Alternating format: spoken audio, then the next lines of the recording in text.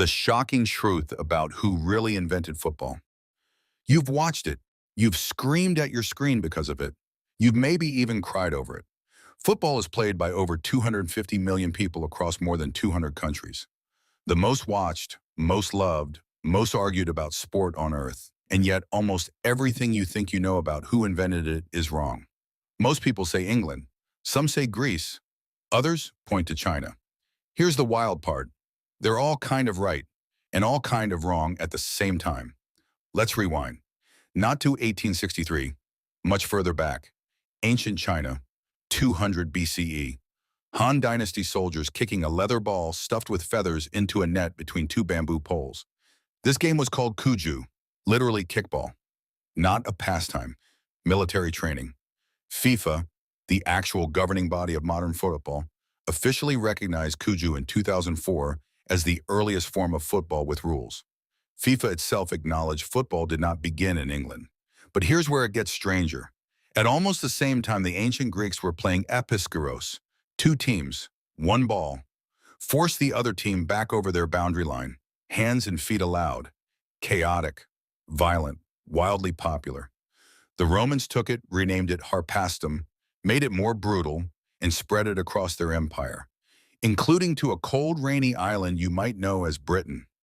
Football was already there before England invented anything, carried in on Roman sandals. Now the part almost no history teacher tells you. Medieval England, 8th to 14th century, mob football, entire villages against entire villages, hundreds of players, no teams, no referee, no rules, an actual inflated pig's bladder for a ball. The goal? Get it to the other end of town any way possible. Over fields, through rivers, down streets. People got hurt. People died. In 1314, King Edward II banned it outright. A useless, stupid, destructive disturbance of the peace. It didn't work. They kept playing anyway, for 500 more years. Then came 1863. October 26th, a pub called the Freemasons Tavern in London. 12 football clubs, one goal, write a single unified set of rules. That meeting founded the Football Association. The rules they wrote that night became the foundation of the game you watch today. But even there, a fight. Some clubs wanted to keep hacking, literally kicking opponents in the shins. Others refused. The hacking faction walked out. They formed a different sport. More handling, more contact, oval ball. That sport became rugby. Football and rugby were born from the same pub meeting, split apart by one argument about kicking a man in the leg. Now the name. Because this gets bizarre. Soccer, used by Americans and Australians, is not American. It is English.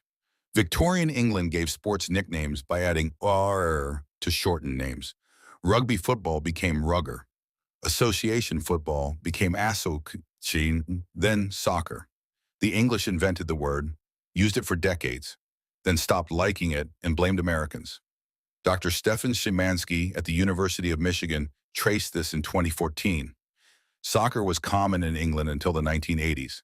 When an American says soccer, they're using an old English word.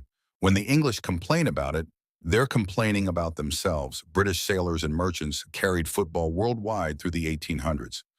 Brazil, now the most football-obsessed nation on earth, was introduced to the game in 1894 by Charles Miller, son of a British engineer, who arrived home from England with 2 footballs and a rule book. He had no idea what he was starting. Football was not invented. It was discovered over and over by people who simply could not stop kicking things and calling it beautiful. Subscribe if you want facts that actually blow your mind. 2026 is not just another year on the calendar. It's the year the world stops.